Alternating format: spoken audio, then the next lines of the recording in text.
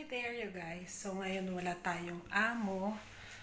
Kakain tayo ng Pinoy food. So ano ba ang Pinoy food? Walang iba kundi rice.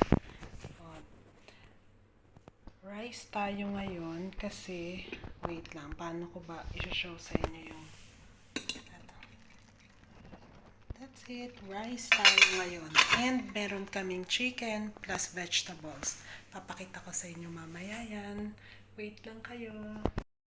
Our chicken guys, so set ko lang yan with our vegetables and it's ready to eat na. Di pa para ready to eat, kailangan palang initin muna natin para mas masarap.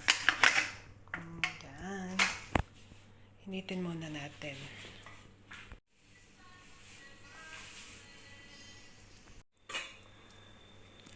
Yan, luto na ang rice natin. Medyo madami yatang nailagay kong tubig. Sa tagal ko nang hindi nagluluto ng rice. Ay nako, okay lang yan. Rice pa rin yan. And ang ating chicken. Malapit na tayong kumain guys. Siyempre, meron tayong vegetables. Diyan ilalagay natin ang chicken natin mamaya.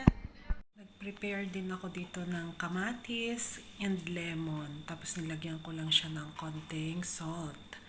And yung ating vegetable, katuwang ng ating chicken. Ayan, ready na guys. Kakain na tayo ang ating chicken at ang ating kamatis. Rice na lang ang kulang. Kain na tayo guys. Rice, chicken, vegetable, tomatoes,